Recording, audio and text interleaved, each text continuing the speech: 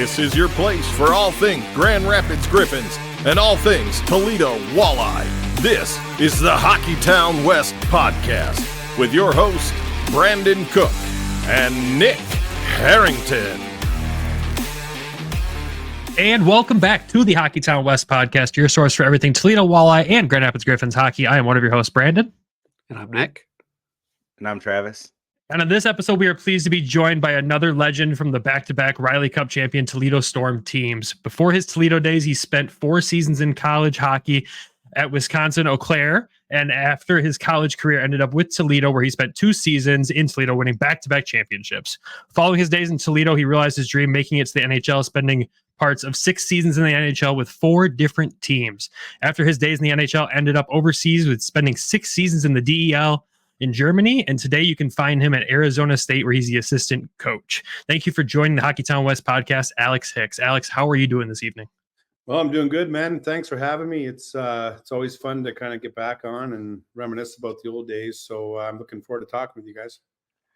Yeah, we've had some fun ones. We've had a couple of your teammates on the show this summer. It's kind of been a series that we've been doing all summer, just, the summer of the storm. We had Ian Duncan, and of course we had Diesel on at the beginning of the series too. So getting you on is just another one, and it's going to be a good time because all these episodes for Nick and I, we are from Grand Rapids. We covered the Griffins. That's how we started the show. And we jumped into covering Toledo once we saw what they were down there, and obviously being part of the Red Wings organization. But now learning the history of the Storm for Nick and I has just been an incredible experience. So this could be a fun one. But we're going to step back to those Wisconsin days there. And how did you end up there, and how did you enjoy your time? Yeah, well, first of all, I love my time there. It was the perfect fit for me and where I was as a hockey player, and I was able to grow and become a better player and move on to the pros. But I got there because I was playing junior hockey in Calgary. A few of my teammates from the year before, my brother's teammates from the year before, had gone to Eau Claire. They came back around Easter on their Easter break, and we were in the playoffs, and they watched us play, and they kind of convinced my brother to go there because back in the Alberta Junior League is where I was playing. There wasn't a lot of guys going to Division I programs. It just seemed like they would take the top 2 or 3 players in the league, which I was not at the time. And I had 2 years of junior eligibility left, but my brother decided to go because he was done with his eligibility. And I just said, what's the point of waiting? I'll just go with him. And I went and matured and had a great time. It's a great school. It's an unbelievable school. Actually, the guys in Toledo, my first year, they just like you guys, they didn't know how to pronounce it, and they didn't know where the hell it was. And they called it some like house league or glorified men's league or whatever. And I used to say, well, dudes, that may be true, but I'm in the same league as you guys right now. So it seemed to have worked. But it was a great spot. I haven't been back a ton in the last probably this century. I went there a little bit in the 90s just to visit. But it was a great time, great experience. You had a great career there too. Can you talk about that transition from the college ranks up to the professionals, and like what did you, any challenges that you had to overcome while you were moving up the ranks? Yeah, I was really small, when I was 15, 16, 17, 18, when most of the guys are growing and, starting to shave and all that. I didn't really reach puberty till I was like 18 years old. I was that guy in the shower that they used to point and snicker at, because I had no hair in my balls. So it was a difficult time being, undersized and not really strong. So when I got there, I finally matured, and I would equate it to me being probably turning like 17 or 18 years old when I was already turning 20 there. I just was 3 years behind the curve. And when I got there, I finally was able to, get stronger and faster. And the blessing was I was so small growing up, and through my junior career and midget career, I was so small, like I can't even describe it, that I learned to play with my head up. I learned to use my teammates. I learned to get out of the way of trouble. I never was able to beat anybody with speed, and I definitely wasn't able to beat anybody with strength. So with all that being said, when I got to Eau Claire, I became as big and stronger, if not, bigger than most of the guys. And I had all these tools that I had to develop for the last 5, 6, 7 years from not reaching puberty. And I just exploded. It's as simple as that. I just became a man finally playing against other men. And I was better than them all because I had all these tools in my arsenal that I had to develop. What? So we've got some connections with some of the smaller guys too, with the teams that we follow. What advice would you give them, based off of your struggle on that? Okay, well, the one advice I'd give everybody, whether they're big or small, is play at a level where you, at some point, you'd learn to dominate. And because I was so small, I never made one AAA team. So if I lived in Detroit, it's something you guys might be familiar with. I was never on the Honey Baked AAA team. I would have been on the Honey Baked double team or a AA team, or maybe a not such a big club and on their AA team. I just never, but I was good enough. I just was too small. It was a different era, of course, but I learned to dominate at every level. So growing up, like 15, 16, 14, 13, I always found my way to be the best player on my team, let alone the best player in the league. So I would lead the league in scoring. I would lead my team in scoring for sure. I was the MVP of the team most of the times, and I learned to dominate. And when I finally got level playing field, I had that in me of how to really succeed and be competitive and figure it out how to become the best player on that team, even in college or going into the East Coast League. But the other advice I give to kids that are small, like, you do it more than everybody else. Like now lifting weights and being conditioned off the ice is huge. So everybody gets a training plan. Everybody does the training plan and they all think this is great. But if you're only doing exactly what everybody else is doing because that's what's given to you, you're not going to make any gains because you're just doing what's asked of you. So do way more than everybody else. And that might make up for what you're lacking physically. That's great advice. That's great. I love that. Yeah, that's great stuff. And then like you brought up, you transitioned to the ECHL. What kind of brought you to Toledo? I went on a tryout and I was very naive. I went on a tryout with the Washington Capitals my first year out of college. And I actually went there in great shape and did well and scored a goal in a couple of the inter squad games. And it was all mixed with NHL guys. I remember Ally Frady was out there, and Ivan Corvo was out there. He was a good player. Rick's brother, and I played well. But the first cuts came like 3-4 days later, and when they started doing exhibition games, and I was part of that group, and I was kind of like, what the hell? I was thinking I was going to at least sign in the American League in Baltimore. So they brought me in. They're like, hey, here's the deal. You're a good player, blah, blah, blah. We want you to go to Hampton Roads in the East Coast League. And John Brophy was in the room. He was the head coach at the time. And I was just kind of so thrown back and naive. And I was just kind of like, all right, like, okay, do I have to make a choice now? And what can I do? They're like, no, you need to go home and gather your things and make a decision. Well, I didn't even have an agent or anything at the time. So I just was all right. So I went home, I talked with my dad about it, and I ended up going to the Calgary Flames camp that same year. My dad knew somebody and he got me there, and I did well there again, but the same exact thing happened. And I remember the coach saying, you're a really good player. We don't have any contracts for you. You're probably better than some of the guys we have. But here you go. And in that time, I had hired an agent, and Chris McSorley had gotten a hold of him somehow. I don't know how Chris knew who I was or whatever, but he sold me on the phone like he sells everybody. And you're going to do this, I'm going to do that for you. And this is the role we have for you, and just come. And I believed him. I trusted him, and I made my way and got on a flight to Toledo, and that's where it all started. And Chris McSorley is just a great salesman, isn't he? He sold that team so well. He's unbelievable. Like, he's a fiery guy. He gets under people's skin. Some players had a hard time playing for him because he was demanding. For whatever reason, he believed in me. He saw something in me, and I thrived on the way he coached. Like, I wanted to be pushed. I wanted to be challenged. I wanted to fill a dream of moving on, and this was the start. And I literally hung on every word he said. Everything he told me to do, I would do it. And I think that he liked that about me, and he could push me And even when I did what he told me to do, sometimes with the not so great words, he would tell me that I could do better. And it was a marriage from day one. It was great.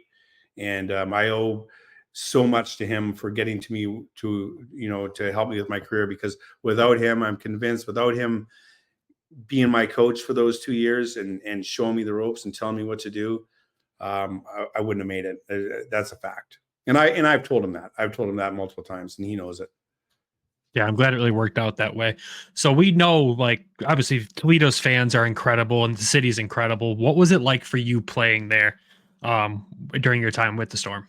Well, it was incredible. I told this story when I was at the reunion there for a couple of months ago.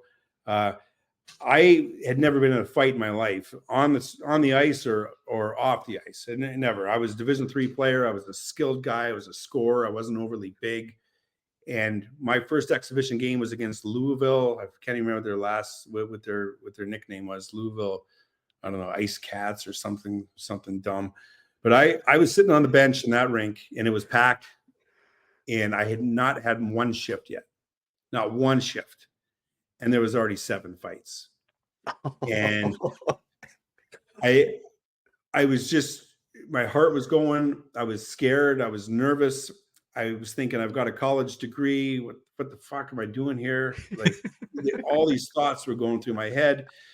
And I just went out and played, and I actually scored a goal the first game. And I thought, this is great. And the fans didn't give a shit about that. They're like, whatever, you scored this exhibition game, and they were cheering guys, and I got really no love from them at all. Second game was in an exhibition game again. So you just kind of, trial by fire, learning how to go. And I'm seeing all these guys getting all these cheers for hits and fights. And I ended up getting in a fight in the second game, and I got the crap beat out of me by some big guy. I was falling all over the place. My skates almost fell off. I think I only dropped one glove. I had no idea what I was doing, but I survived, right? And the fans erupted. It was crowded. It was crazy. I fed off their adrenaline, and I realized, okay, I can do this. I didn't get killed. I survived. I'm going to finish the game. Fans loved it. Maybe I can, throw a little bit of that into my game, and I did, and it worked out for me. So Toledo made you a fighter. They absolutely did. I was a lover before I got there. I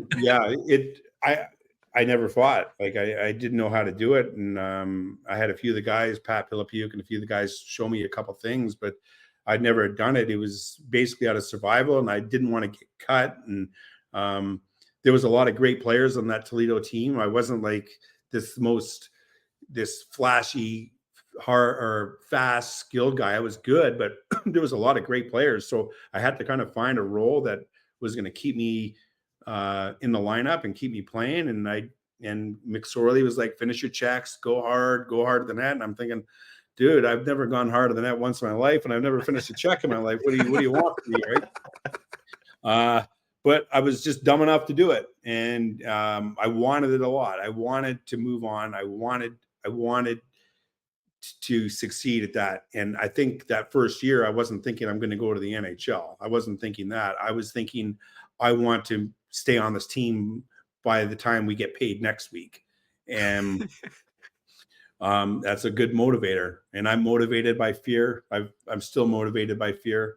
And I was scared to get cut. I was scared to be embarrassed to go back to university and my town there and tell everybody I failed. I wasn't going to let it happen. So I did whatever they told me to do. Did you like playing like that? Like the rough, like the hits and the fighting? Well, I had never done it. And like I said, it was like survival for me, but I don't think anybody loves it. I don't think anybody loves it. If they do, I think they're lying. I could be wrong, but in my opinion, I was scared all the time, but I overcame my fear by doing what was asked of me. I did learn to like it. And then I was surrounded by, the Barry Potomsky and Mark Deasley and Andy Suey and Pat Pilipuk. I was surrounded by these, for lack of a better word, pugilists in hockey, right? They were big, tough, strong dudes that have been fighting for 2, 3, 4 years in the Western League or in the Ontario League, and they've seen it all and done it all, and I was insulated by them. So I probably grew another foot and grew an extra set of balls and grew another 25 pounds that year just because of the confidence that I had playing with those guys. So we were like a pack mentality. We played hard. I was not anywhere near the toughest guy on our team. I would probably say I was like 5th or 6th or 7th down the list, but I just showed up and fought when I had to and fought when I needed to, fought when I was told to, and it worked. It worked. But I was scared. I was scared all the time. I mean, did it get better your second season? Because your first season, you had like 100 penalty minutes. The second season, you jumped to 100, 240. So, like, did you just get more comfortable doing it, or like what led to that? Well, I think it's misleading. The first year, I think out of those 100 minutes, I would probably say there was probably 15 fights in those. If you do the math, like there was a lot of fighting, but not a lot of 10-minute misconducts, or they didn't give you like an extra 10 and 20 minutes for a game misconduct like they do now. Like they're like, okay, 5 minutes for fighting, 10-minute misconduct in a game, and they throw on an extra 20 minutes. So the first year I learned how to kind of do it. I learned how to survive. The second year, Chris McSorley said to me, like, you need to really, if you want to get out of this league, because I was pissed off that I had to go back, to be honest. I thought I should have gotten a contract. It's just the way it was. So I went back with cruel intentions, and there was a point in time, I think I was leading the league in scoring and the league in penalty minutes in December-ish. Like I was on a mission. I had Pat Pilipuk told me, he goes, you know what the quickest way to 200 penalty minutes is? And I'm like, what? He goes, get to 100 real fast. Well, I got to 100. And I fought a lot. I would like to see the stats, but I bet you I fought probably 8 times in the first 4 games, and still scoring. And but then you get your space, right? And then sometimes the tough guys want to fight you, but because they see your penalty minutes. But the other guys are like, okay, I'm going to stay away from them. And so I had a really good year. I think I had 80 points or something. And, I just, again, McSorley was pushing me. He was riding me. We were in playing, I think, in Knoxville. And there was a guy that I had roomed with in the hotel during training camp, became friends with him, went out to dinner with him every night. He ended up getting traded or cut and signed by Knoxville a month and a half later, or, maybe he left, and then we ended up playing him a month later, right? So great guy. He was tough and played hard. He's a defenseman. Can't remember his name, but I remember I could see his face. And I hit him in the corner, and I kind of let up. I just let up out of respect for my roommate in the hotel during training camp. And I got back to the bench, and McSorley used words right now that he would be probably in jail, banned from hockey for life. And he called me everything in the book. You can only imagine. And you don't ever be that soft again. You don't play like that. You finish. I don't care who it is. I don't care if it's your mother. You hit him, and you hit him hard. And I'm like, dude, like, I was having breakfast with the guy a month ago, and we lived together. I don't give a shit. You fucking do it. And I was like, all right. And I was okay. And, and then I think I ended up fighting that guy later in the game, but that's what he did. He pushed me. McSorley, was he like the Torts of the ECHL? I tell you, I love Torts. Like, Torts is a throwback. So I would have loved to play for that guy. But Chris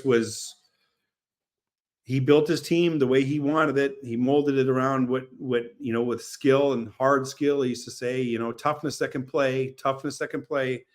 And it worked. It worked for us. We were unbeatable for 2 years. I mean, speaking of that, we know you guys had the back-to-back championships, and we know Toledo fans are absolutely insane. We love them. They go all out. What was it like giving them something to celebrate like that back-to-back years? Oh, it was incredible. They supported us so well. We sold out, I would say, most of the time.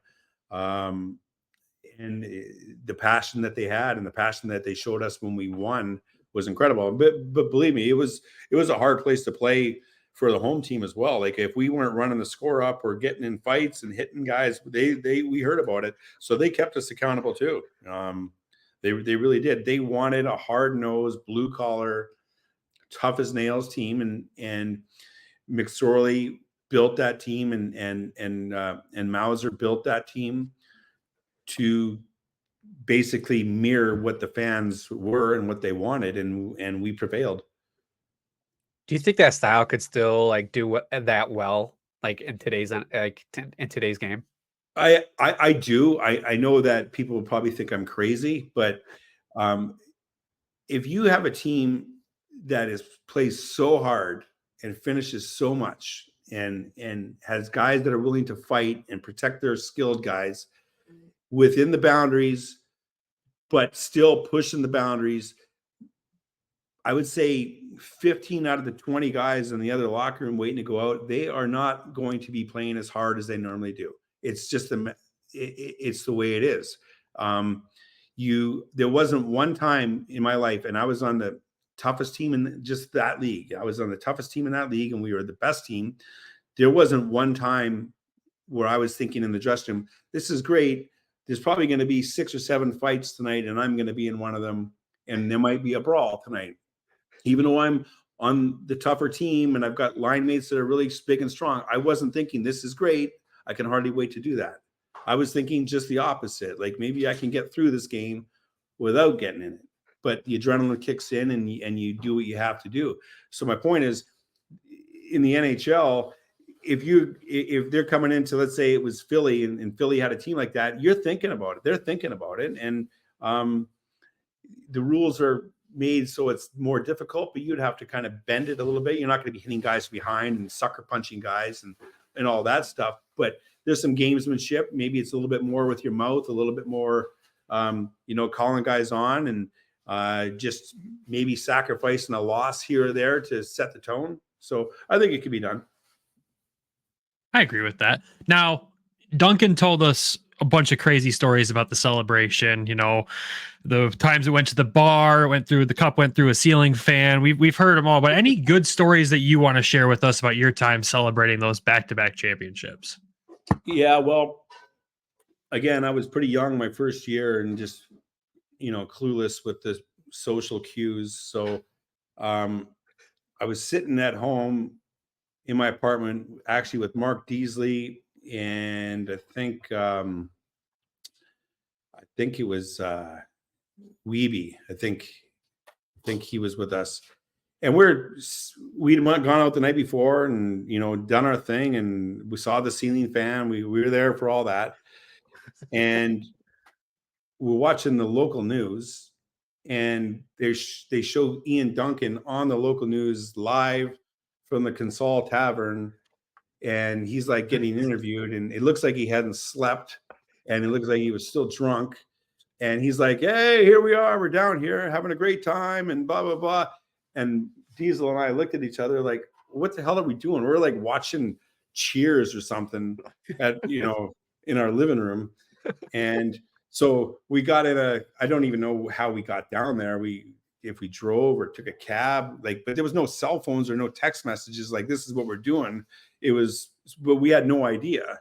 And so we ended up rushing down there and joining that party. And then that led to another, debauchery of a night. But that's the one, I have that memory in my head because I just remember seeing his face on TV going, that's my teammate. That's my roommate on the road. And he's with the cup that we just won, and he's drunk. And I'm sitting there watching. Actually, it wasn't Cheers, it was Jeopardy, which is embarrassing to say. But yeah, we're watching. We'll edit it out. We're good. I can take it. Oh my gosh, I love the old stories. Like, just the stories are the best part. But like, what was the mindset like in 93, 94? You come off the first championship, and then was it like, because you guys had a very similar team the next year, was it kind of like, all right, let's do it again? Absolutely. We were a better team the second year, and Chris had made some hard, McSorley had made some hard choices and kind of traded a few guys that were part of the first team, and he built it around a few core guys, and he made me his captain. I think Ian Duncan was hurt and didn't know where his career was, so he was going to need some time. And McSorley brought me back and said, I'm building this team around you, the way you play and how hard you play, and I'm making you the captain, and we're going to do it again. And we had a chip on our shoulder to do it, but I tell you what, like, we just never felt we were going to lose. When you've got the skill and the best players, and you're also the toughest team in the league, like, there's a lot of confidence. And he let us do our thing. He didn't overcoach us. He let us play. There was times that there was some stuff going on at practice, so we weren't always in the best shape because we maybe had a few beers the night before, and he let that stuff go and really trusted us in the moment that we were going to play well in the games. And I just remember never really losing that year. It was a blur. We just went in. We had 3 games and 3 nights, and on the road, we just went in and took care of business. And it was a fantastic year. It was probably the most satisfying year because we expected to win. We were reigning champs, and we went and did it. And we couldn't have drawn it up any better. Speaking of home, so we've heard a lot of stories about the infamous sports arena. What have been your favorite stories, and what is the least favorite of that place for you? Well, there was a couple of great stories, but there was a brawl we had against Erie, and it's actually the greatest story and the worst story all in one. So there's a 5-on-5 brawl, and I get stuck with one of the smaller skilled guys, which was fine. So we just kind of went away, and we were hanging on to each other. And the brawl is kind of by our bench, and it was Greg Spenrath, and he's by our bench, big redheaded guy, and probably the toughest guy in the league at the time. And he was right by the bench, leaning one of our guys over. And this is the greatest thing, because the fans are all right there, and the benches were like almost on the ice. And McSorley kicked him right in the face. He kicked an opposing player in the face from the bench. So I'm watching that, like, oh my God, like, what just happened?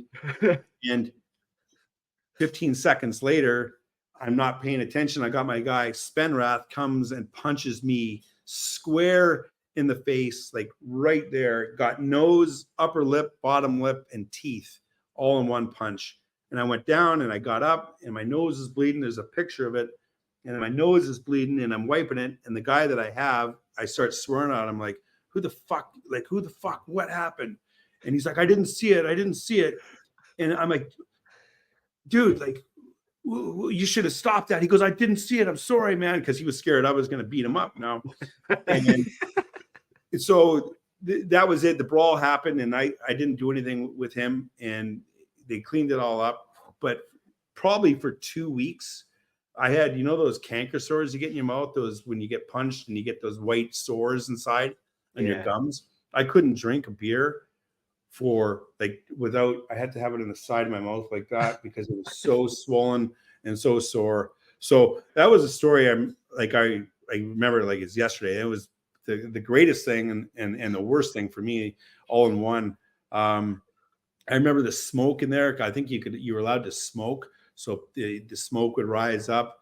I remember the fans or the other team always had to walk through the stands to get down to the rink, and there was always something going on. And we had to do the same thing, but obviously they were friendlier to us. But if we had a couple of bad games or a bad period, you walking through there'd be the odd beer bottle or can of beer thrown at you, trying to get into the dressing room. So, like I said earlier, the fans made you accountable. They loved us and they cheered us and they supported us. But when you weren't playing ToledoStorm hockey, you heard and sometimes felt it with some beer on you. I think one of my favorite things that we've picked up through this little series is the high fives through the bench would go all the way to the corner. Yeah, that was just that dummy Diesel that did that. He was the one that he was the only guy tall enough to reach the fans. So What was the reunion weekend like, and how special was it to go into the Hall of Fame with Duncan? Well, going in the Hall of Fame with Ian was great. He was a mentor to me. He was my roommate on the road. he really took me under his wing. He didn't have to do that. He was an NHL guy. He was a bona fide NHL player. He ran into some injury issues. He was the best player that I'd ever played with at that time, hands down. And he saw something in me and took me under his wing and showed me a lot of things. He helped me how to score better, how to take faceoffs, definitely how to play in the defensive zone better. And I always kind of, the Nuke LaRouche and Crash Davis in that movie, Bull Durham, right? We had a relationship like that where he was able to tell me to settle down and to shut up and listen. But with that being said, he took his own time and knowledge and gave it all to me. And without him and without that knowledge and without learning so much from him, I wouldn't have gotten to where I got to. So he was great. So to go in with him was a huge honor. I think that the biggest thing for us was that reunion weekend. Not everybody's going to go to the Hall of Fame banquet, right? Like if I get an email and I've got something going on and, Rick Corvo's going in, which he did, I can't always make it, right? And guys like, okay, like that's a long way to go. But to go in that weekend when all the guys were flown back by Toledo Walleye and everybody was fired up, and just the reunion alone was going to be fantastic. But to be able to go back that weekend and be like kind of honored that weekend amongst all these great players and great teammates, I feel very privileged for that. And I know Ian does as well. It was like, we were very lucky. The weekend itself was incredible from what I remember of it.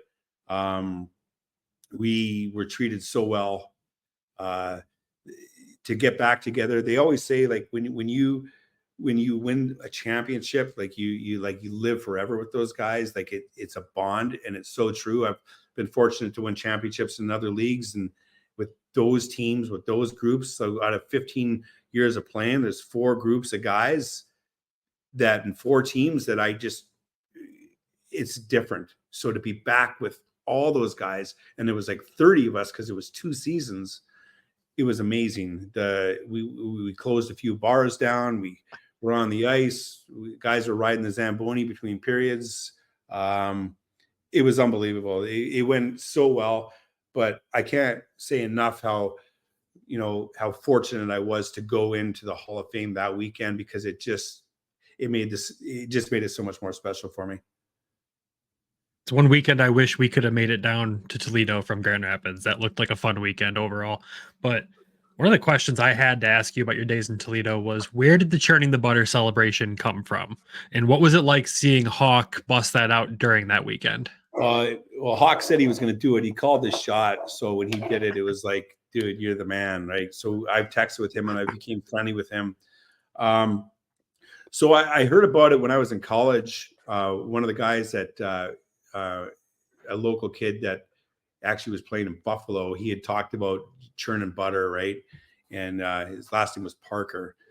And it was just kind of in passing like that, right? So it was like, I don't know if it was a dance move or what it was, but we went on a long road trip to my first year, and we were in Nashville or someplace, and we got on a hot streak, and my job, because we had to kind of do everything. You had to unload the bus, do everything. So I used to unload the big Gatorade, the orange Gatorade can, and then I would take the Gatorade powder, and then I would go in the shower and I would fill it up, the shower water. So we had Gatorade for the game, or the practice and the game. And I had this stick that was cut off, and I used to have no clothes on except for those old school jock straps. And I used to stand on the table where the tape and the Gatorade is, and I would say, boys, look at, I'm churning the butter. And it just kind of stuck from there. And then I did it in the game a couple of times, and the fans loved it. And I look at it now and I'm like, part of me is kind of like embarrassed by it, but it was that team that we were so good, and we were always so confident, and we were also really tough, that like, who's going to stop me from doing it, right? When you score a goal, like, what are you going to do about it? And that was kind of the mentality that we had. Nowadays, I'd be kind of like, okay, someone's going to beat the shit out of me for that. But our mentality was, what are you going to do about it? Like, bring it on. And that was it. So good on Hawk for doing that. That kid is great. What a great player he is. So Toledo's so lucky to have him. I think he's fantastic. We've been lucky enough to have him on the show, and I know he's expecting soon, so we're trying to get him right before the baby. But I'm glad we didn't start the episode with one of your catchphrases was, "I'm Alex Hicks," and I turned the butter, and I was like, I think we should all do that in the intro. But if you're embarrassed by it now, I'm glad we didn't start that way.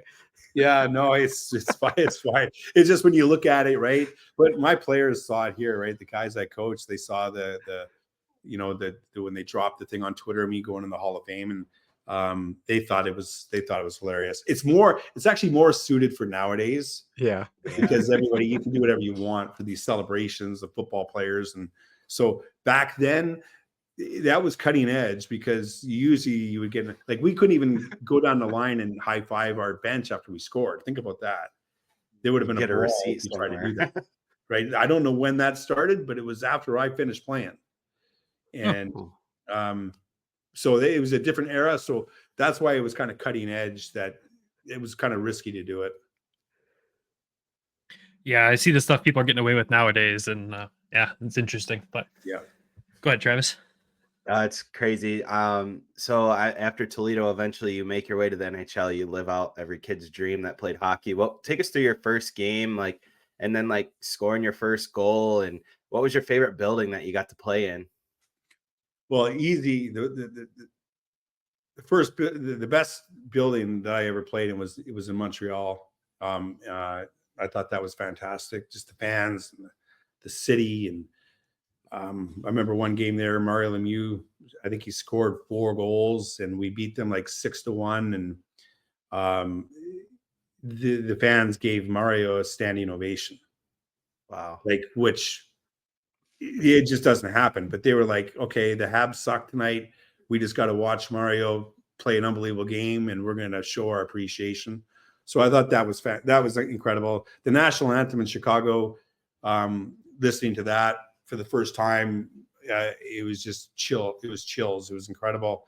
Going into the Spectrum in Philadelphia with all the stories and the Broad Street Bullies, and it was intimidating. It was just a scary building to go into. They used to call it, everybody has the Philly flu, right? Guys would have a miraculously you'd be fine in the morning, and they wouldn't make the lineup in the afternoon or for the night, because they come up with something, to pull a groin or something like that. So there was a few great places, but Montreal takes the cake for sure. My first game and being called up was it worked out pretty good for me. I got called up. The team was on the road. I met him in Ottawa. I didn't get to play there because they were winning games, and the coach is like, hey, just, you're up, and you're going to be up for a while because the guy you're replacing is having surgery. He's out 2 months. So just relax. And so I got to be able to practice with those guys a few times. But I will remember my first practice, I was in the best shape of my life coming up. This is my 4th year pro, and I could barely get through with my wind, the conditioning, just on a regular in-between game skate in Ottawa. I was like, holy shit.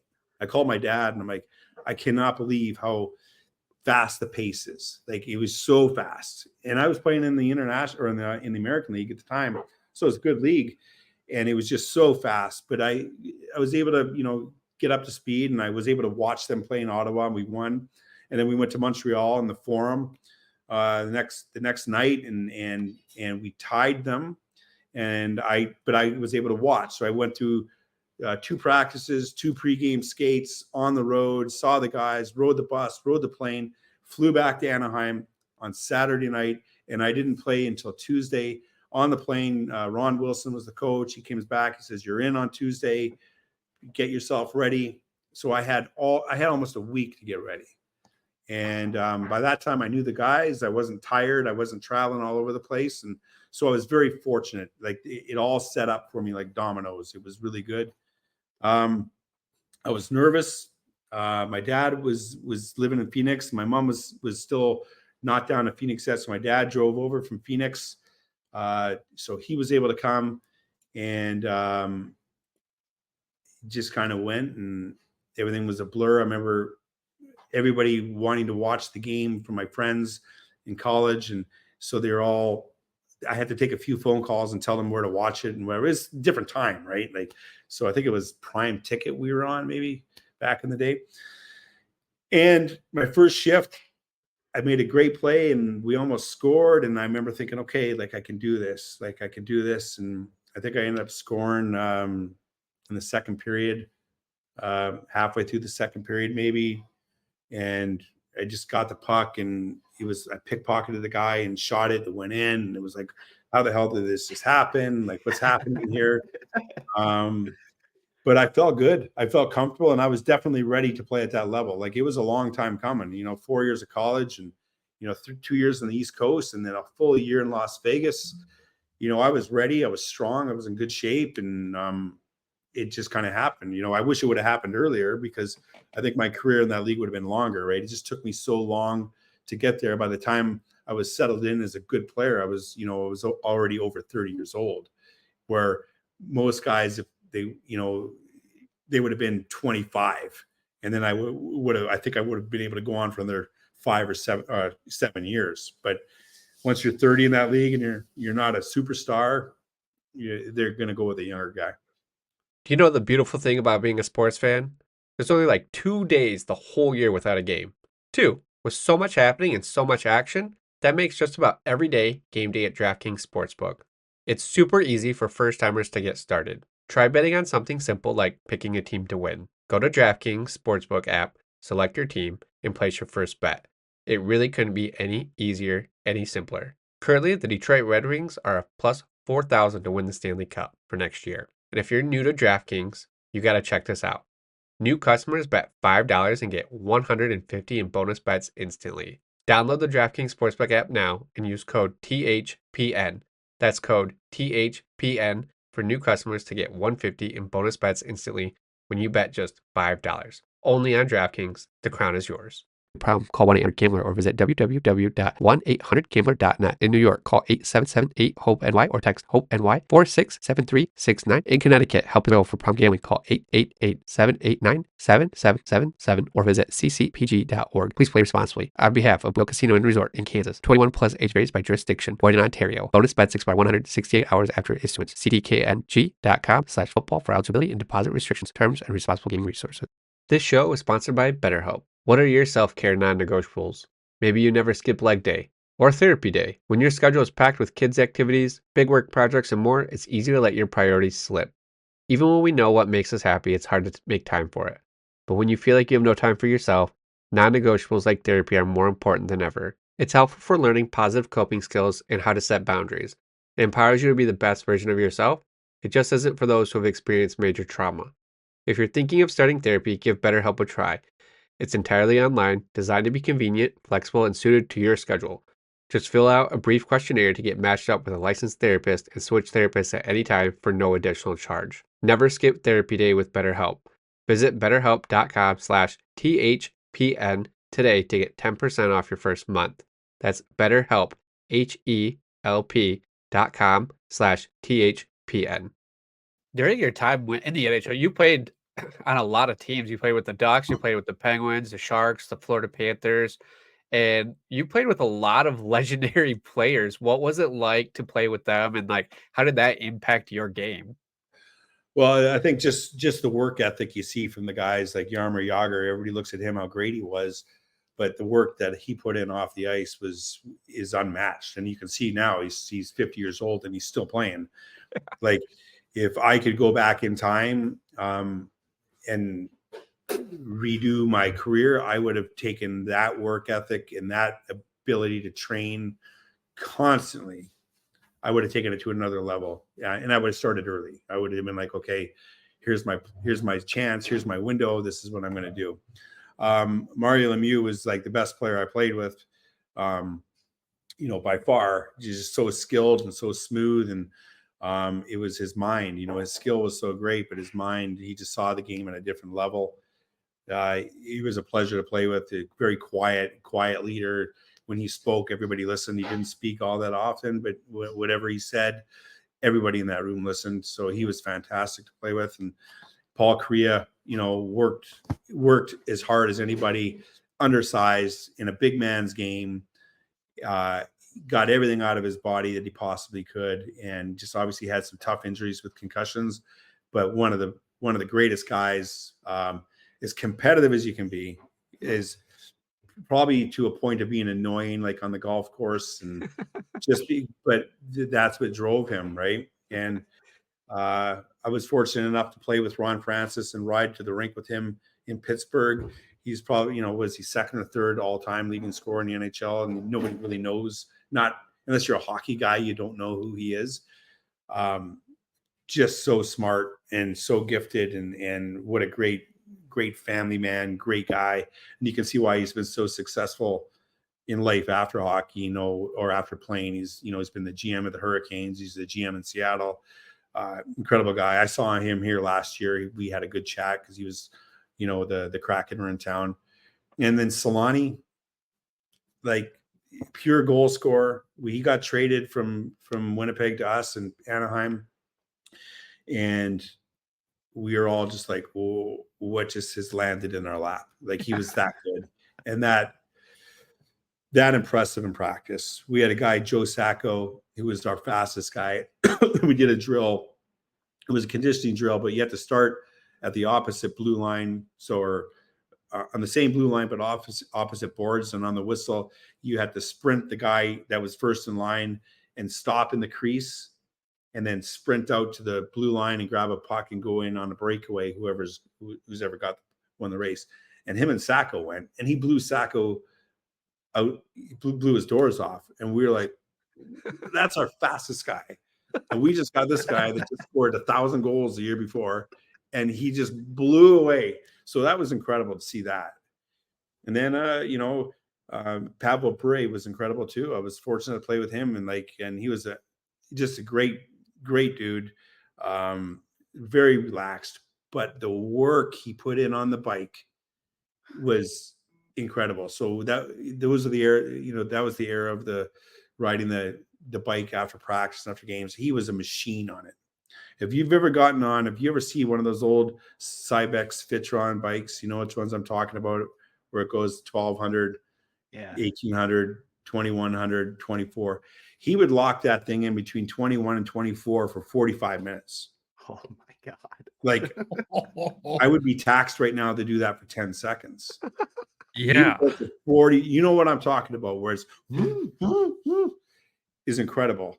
And so you wonder why all these guys were superstars and won Olympic gold medals and Stanley Cups and league MVPs. They're another level. Like, I was always consider myself pretty fit and in good shape, but those guys were next level. Yager, next level. I mean, it kind of brings it back. Oh, sorry. It kind of brings it back to the beginning when you're like, just do more. Like, to any of the smaller guys and any other advice that you had, they're like, just do more. These guys are doing this after practice and just still crushing it now today. Yeah. Well, you can always do more. Like, I'm guilty of that. I could have done more. Like, I had a good career, but knowing what I know now and how short the careers are, and when it's like, maybe I would have hired somebody in the summer, which nobody did back then, and said, hey, like, beat the shit out of me for 4 months. And you can always do more. You can always do more. And my dad, I always bring up my dad. He was a mentor of mine, right? Like, and had the biggest influence on my career. And he's always like, it's easy to make it. And this is how I kind of probably got through the East Coast League, was he goes, it's easy to make it because everybody else just goes away. And that always resonated because people, you drink too much, they'll, maybe start smoking weed. They may be chasing women. They're maybe, waking up late. Maybe they're not lifting weights. Maybe they're not riding the bike. Maybe whatever it is, at every level, guys just slowly kind of go away. And it starts in high school. And, we all have the friends that were probably just as good as us in the sport, but just kind of went away. And, when you get to the pro, guys still go away. They just go away. And it was a great lesson for me to learn that. And he was absolutely right. And so those guys to get to the peak, everybody went away for them. Like, everybody went away for Yager. They've still gone away. They're just like, he's outworked everybody. I'm tired just thinking about all that workout. Jeez. It's a two-part question here for you to wrap up the NHL part of your career here is just favorite memory in your time in the NHL. And then what was it like playing in the Battle of Pennsylvania?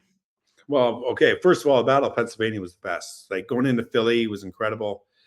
Those fans were psychotic. They hated the Penguins. They hated Lemieux. They hated Yager. They fucking hated Kasparaitis. So, remember when Kasparaitis, that game when he hit Lindros, do you remember that game? Yeah. Yep. Well, everybody remembers that game, and it was like, wow, this is incredible. Like what's happening, like to hit that guy, knock him out, and basically maybe be the beginning of some really tough luck for the Big E, right? Well, I think that was on Thursday or Friday. It might have been Saturday. I'll have to look it up. But our next game and their next game was in Philly. And it was an absolute shit show because of they're like, we're getting you guys all back. So that was crazy. So that rivalry was incredible. I was fortunate enough or unfortunate enough to play against them when they had the Legion of Doom, right? And the year in Pittsburgh, we lost to them. And they went to the finals, and I think they lost to Detroit.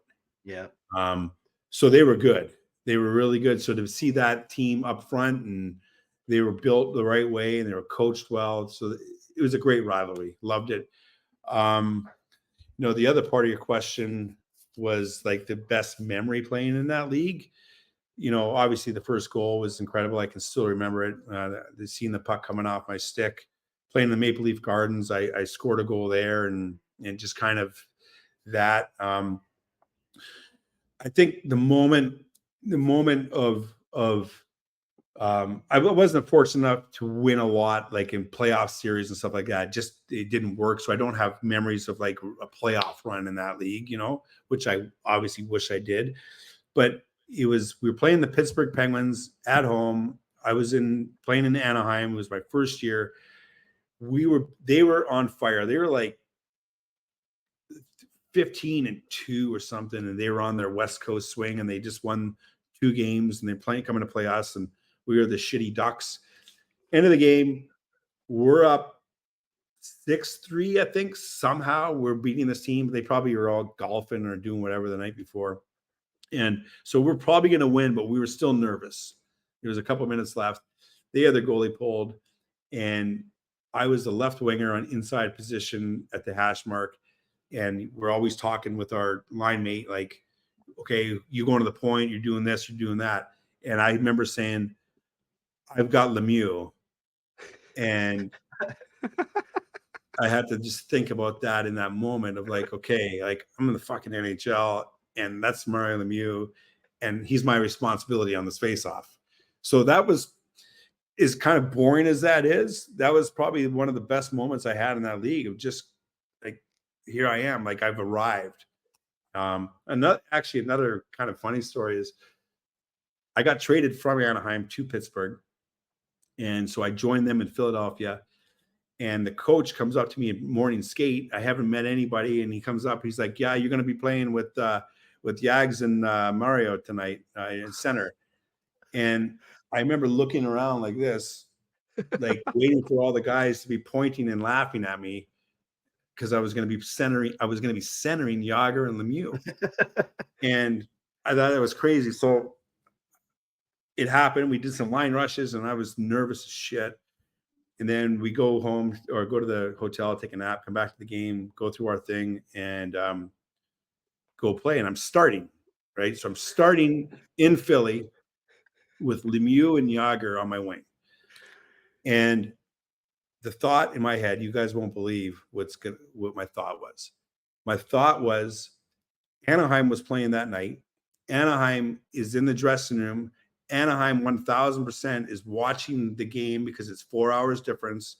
And they're watching me center Lemieux and Yager. And all the time going, what the fuck is he doing on that line?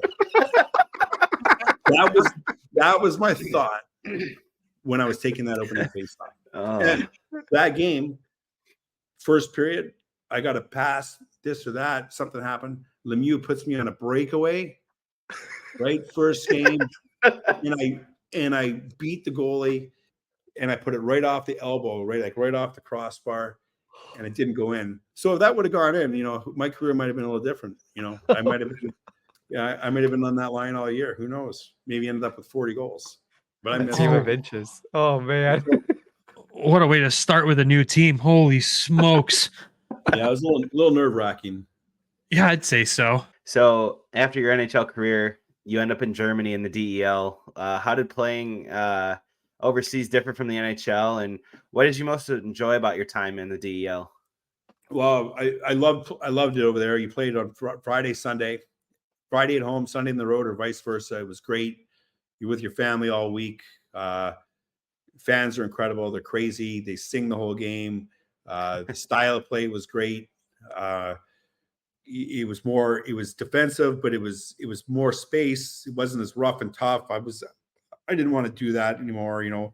I fought my way up. I didn't want to fight my way down either. So I loved it. Going over there, I really knew nothing about it. And it was a whole new world for me.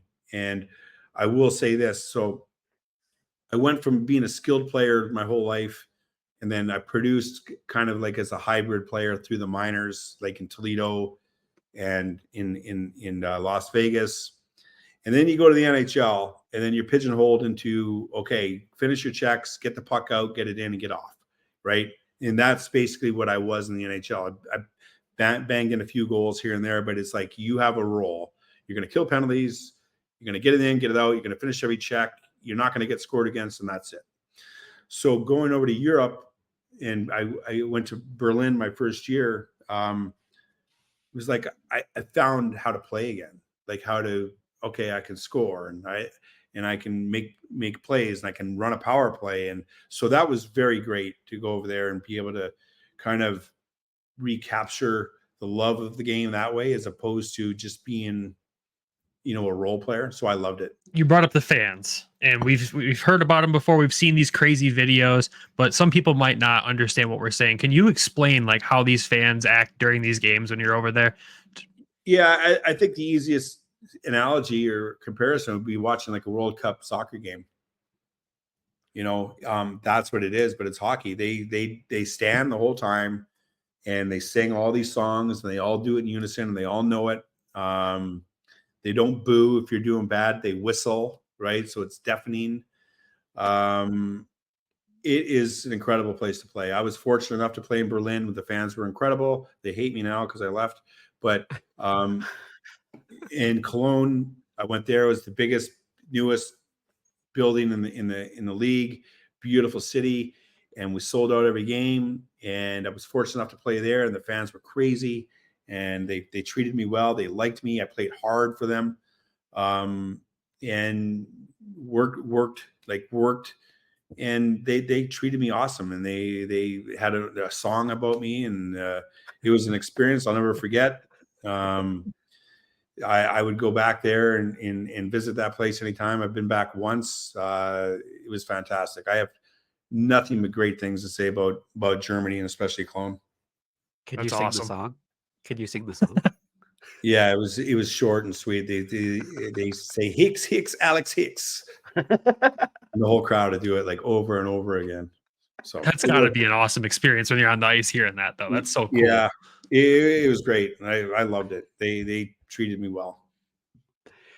So you're at Arizona State University now coaching, and you got to have a crazy experience last season by sharing the facility with the defunct Arizona Coyotes. How was that for you this season? Last year, it didn't affect us at all, to be honest. It was Really? they never practiced there. They practiced up in North Scottsdale. They didn't do pregame skates there, so we never saw them. They didn't use our facility at all. The visiting team would come in, and they would practice, and they would do their morning skates there. So that's why I talked about Ron Francis. When Seattle was in town, he would come down to the office and come in my office and bullshit. And that happened probably 25, 30 times in the last couple of years with coaches, GMs, ex-players that I played with that are now coaching. So it was great. It was a blessing in disguise, and our players benefited as well because they would go once a week, pretty much on Thursday. They would go watch an NHL team practice. So it was great. That's crazy. Just like that, really any like interference with you guys, which is great. I mean, for on that side of it. So that's crazy. Yeah, there was none. Like it was our rink. It was built for us, by us, paid for us, and we were kind enough to lease it to them for games for a year or two. Now, you've been with ASU since 2013, 2014. What's it been like to watch that program grow into what it has today? Because it is a fantastic hockey program, and it kind of came out of nowhere, it felt like, to the rest of us. Yeah, it's been great. You know, when you're in the car and when you're driving it, and you don't really notice everything that's happening. But when you look at where we started and the rink we played in, and to where we're at now, it's quite a story. So I couldn't be more proud. It's one of the most one of the best moments or best things I've done in my career is to be a part of this program and work for Greg Powers, who's my best friend. And I've learned so much from him. He's a club coach that took the worst club team you can imagine, at ASU, just with guys that want to come down here and chase girls and drink beer. And he turned that into a national powerhouse. And they beat Penn State when Penn State was going Division I. He built a great program, and he raised money to get the team to go to the NCAA level. And he and I hit it off, and he brought me along with him. So to be a part of that with him and to learn from him, he's obviously learned some stuff about hockey from me. And but I've learned so much about running a program, dealing with kids, dealing with administration. And he's the smartest guy I know. He's wise, and he took a lot of flack, and people questioned whether he was the right guy for the job because he was a club coach, and NHL guys, local guys would be whispering if he was the right guy or not for the job. And I was like, dudes, you guys have no idea. Like, he is the right guy. He's proven everybody friggin' wrong. We're a national contender right now, and we're moving into a national power, and we're going to be there until as long as I'm here and he's here. We're there. We're there. We've got the best rink, I think, in the whole country. We're in the best conference in the whole country, and we've got the best campus and the best weather. We've got it all, and we're gonna kick some ass here. That's the best recruiting video right there. What I thought was unbelievable was the Chicklets University when they toured the facility, that just to see what all they did for ASU. That's unbelievable. I mean, it's like an NHL facility. It is. It's 5,000 seats. It's the perfect size. We've sold out every game. We've sold out season tickets. It's a revenue generator. It's where we make a lot of money for the university. It couldn't be better. It's a perfect spot to be in.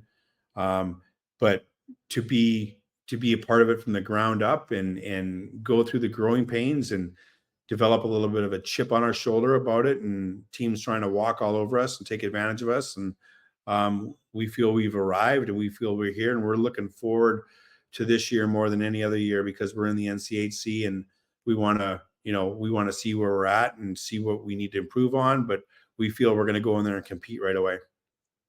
That's awesome. We'll definitely be keeping tabs on you guys then. Oh, absolutely. Yeah. Yeah, please do. Oh, for sure. Just to wrap up, like looking back on your entire hockey journey, your early days in college to Toledo, to the NHL, to Germany, to being an assistant coach at college, Division I. What are you most proud of? And is there any, I mean, you've kind of touched on this, but anything that you would do differently other than work harder? Well, first of all, I wouldn't say I didn't work hard. I worked hard, right? Especially on the ice and in the moment, but to really build your body to a point where, like, I think there's another level to get to, right? So I definitely would have done that. I'm most proud of the championships that I was able to help win. I think I was the captain of the team in Toledo the second year. It's always a great experience to be able to be the guy that lifts the cup and grabs the cup from the commissioner. To be a part of those two teams was fantastic. We have nothing but the best memories of that. And then going to Germany and going to a team that I could have gone pretty much anywhere. I went to a team in Cologne that I felt they had the potential, and then to go there that first year and win a championship that first year and be a big part of that. I loved that because I went there to help them win. I didn't go to a team that had won multiple years in a row. I could have done that, but I went to a team that was underachieving, but had the facility and the fan base and the money and the owner to do it. And I went there with that mindset, and we accomplished it. And we would have won 2 years in a row. We lost in the final on a shit call. I've forgotten all about it, but we would have won 2 years in a row. So I think that's probably the most proud, is being able to dive into a new team, inject myself, and have them learn to follow me a little bit and get into some fuck you matches with the guys that have been there, and end up being brothers for life with those guys, and still some of my best friends that were ready to kill each other in the first couple months. I think that was mission accomplished. I love that. That's a great way to wrap up this episode here. Alex, thank you so much for doing this. We can't thank you enough. The stories from not just Toledo, all across your career, they're fantastic stories. We can't wait to share them with everybody. So seriously, thank you for this. All right. Yeah. It was my pleasure. Anytime you need anything at all. Thank you. And enjoy the rest of the summer that you've got left. And best of luck this upcoming season. Yeah, like we said, we'll keep an eye out for you guys. And I hope you guys go out there and dominate a little bit. Just if it gets to the national championship point and you're against my Wolverines, I'm sorry. We'll have to have a different talk there. We're playing them right away, right? Are you really? Yeah. It's the second weekend of the year. Our Yeah, is it down awesome. there or up here? Is it down there, up here? No, it's down here. Oh, see, if you're coming up here, we'd have to come to the game. Yeah. And welcome back to just the three of us. Boys, what a legend Alex Hicks was. That was fantastic. And the stories that continue to come out of the Toledo Storm days continue to just blow our minds. I think I can put the full picture of what those 2 years were like in my head by now, but maybe a couple more people will help really tie it together. Who knows? We'll see. But Nick, what did you think? What was your biggest takeaway? It's funny that we've done 2 interviews back to back, and the biggest story I feel has been brawls, like bench clearing brawls. So, and Travis, like you weren't with us yesterday with Dog, but you'll hear that one. You'll hear that one, or you've heard it by now. So just the craziness of how loose it was back in the day. But I mean, thinking back on my childhood during Flint, like that's what we went in the 90s. Like we went to the games and there was more fights than there were goals. And it was always crazy the amount of like what was going on during that time. So, I mean, it makes sense. It's back where the phrase, we went to a fight and a hockey game broke out came from, back in the days like that. Those days are long gone, but man, I love hearing the stories about him. Travis, what was your biggest takeaway? Just his career. I mean, I think it was D3 college hockey to the ECHL to the NHL to the DEL to now being an assistant coach of Division I program. I mean, that's an unbelievable hockey career that he had. And just think of like what he's seen in his life just with hockey, so many different places, so many different leagues. It's just unbelievable. And I thought he was awesome. Of course, the old stories. I mean, like, sitting in their apartment and they see Duncan on TV and he's got the cup at the bar. And like he said, they didn't have social media back then. So it's like, well, we better get down there. But no, it just was a great talk. And it's not the end because, we got at least 1 or 2 more. So I think those are going to be exciting. I'm excited for the one that we just landed. Been trying to get a hold of him all summer, so I was glad to finally sit down and talk to him, and we'll have that coming up in the future, and maybe one big one to end this whole thing, hopefully. It's a couple good ways to put a bow on this series, and I think we're going to do it perfectly. But, for me, my biggest takeaway there is just the pride that every one of these guys still has in Toledo. I think it sticks out to me every time. Not all of them expected to land there, and they all did at the same time, and they went on to do something incredible that obviously lives on in the history of Toledo today, and everyone loves and respects and adores these guys for what they brought to the city. So that pride right there, and like the brotherhood of the championship teams, we heard it with Talking to Dog, with the brotherhood of the locker room, and you continue to hear it through these guys too. So it's just been fun. This has been fun. I can't thank Travis enough here, honestly, for this. He's done a lot of the legwork putting these together for us. So thank you, sir. And thank you again to Alex and all the guys so far that have come on and made these interviews for the summer something special and given us something to talk about at least this summer, right? Yeah, because we definitely thought you were crazy when you pitched us this idea, Travis. I didn't think you were crazy. I just didn't think we'd be able to pull it off. But here we are. I mean, your phone buzzes more than most insiders do. And we always used to call you the Toledo Insider. So here we are. Yeah, I mean, some of the connections we've made, just unbelievable, right? Deasley, Duncan especially. I mean, Christ, he's been giving me guys' phone numbers like left and right. So huge thank you to him.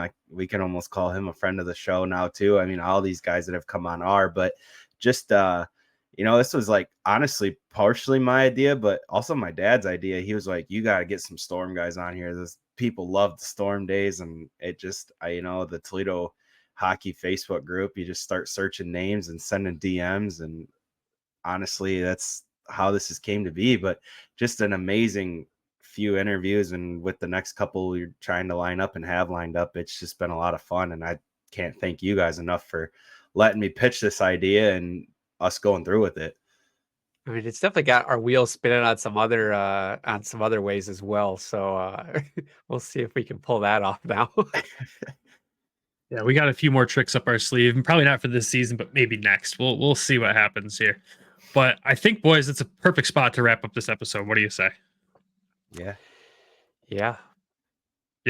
Well, with that, thank you everyone for tuning in to part 3 of our Summer of the Storm series. And again, thank you to Alex Hicks for jumping on. We appreciate you.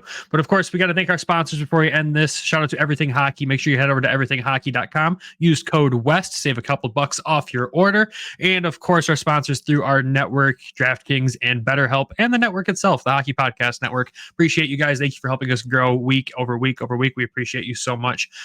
With that, thank you all again. We will talk to you all soon with most likely another interview or something crazy that we have up our sleeve to wrap up this off season. But go Walleye, go Griffins. Love you. Bye.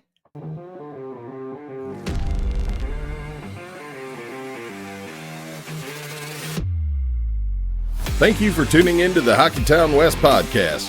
Be sure to check us out on Twitter at HockeytownWPod, and your host, Nick at GR Hockey Guy, and Brandon at Brandon GR Hockey.